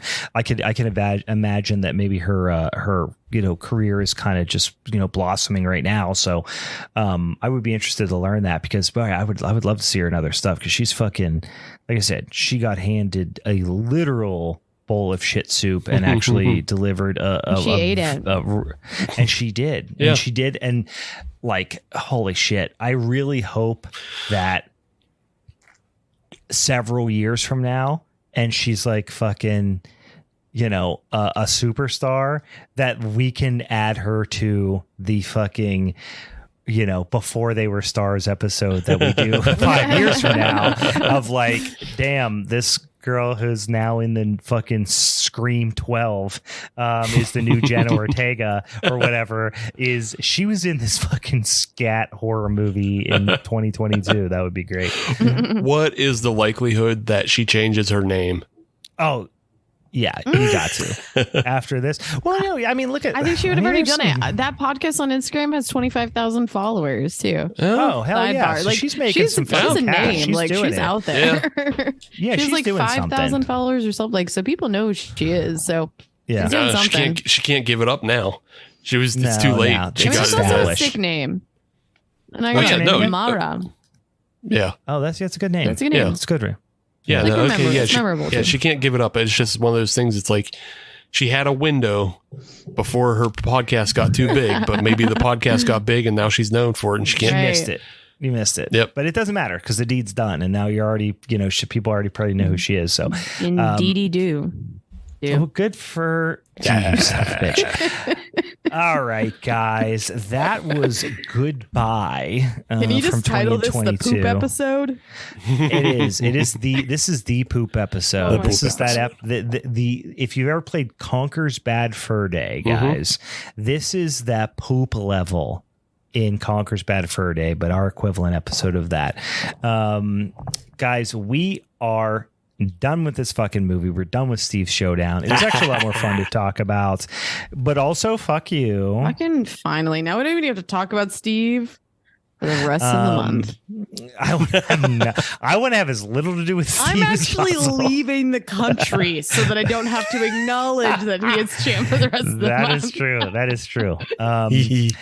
So once again, guys, we are going to be doing for next month. We're going to be doing that old Showdown episode around oh god damn, what is it? It's not telekinesis. Before They Were Stars. Before They Were Stars. I just fucking mentioned it. We're going to do Before They Were Stars. So if you have a suggestion that maybe is one that we don't know about, or even if it's one we probably do know about, but you feel strongly about, send it our way on the Instagrams, on the Twitters, on the TikTokies, whatever. Send it our way and say, hey guys, have you checked out this movie with this guy or gal? It's a great one, and it was before they were stars, because we're going to be picking our picking our movies for this topic in the very next minisode. And I don't think we have actually what we're going to be watching and talking about for the next minisode. Couple ideas. I think you guys floated. You guys could toss a couple ideas out there with some movies coming out. We got like 3 movies that we could really choose from, because we have The Pope's Exorcist with Russell Crowe. Mm-hmm. He's doing a funny accent, and that rules. Okay. Yeah, I have a complicated relationship with Russell Crowe, but all right. We have Renfield, and I'm excited about that. Yeah, and we have Evil Dead Rise. So, and Renfield's that's one we got to talk about too. Well, when this episode drops, it would have just come out that previous Friday. So yeah. All right. Well, maybe it's all there for us. 2, 3. So anyway, guys, keep an eye out. That's what the next episode is going to be. One of them tree things, most likely. Again, as always, check us out on social media. Just throw some fucking shit our way. Lay on your belly on the toilet, spray shit all over the place. Some of it might land in our inbox, and then we will take it into consideration. I know that's what I'm going to do when I'm done here. You got to. If you want to have an acting career, you got to be able to spray some shit. If you're looking to shit on your own face, you got to get upside down. You got to. That's gravity, folks. All core, guys. It's all core. All right. For the Halloween is Forever crew, I'm Brian. I'm still disgusted. Mm-hmm. And I am very, very happy I got these fuckers. See you later, you motherfucking son of a bitch. Bye. Goodbye.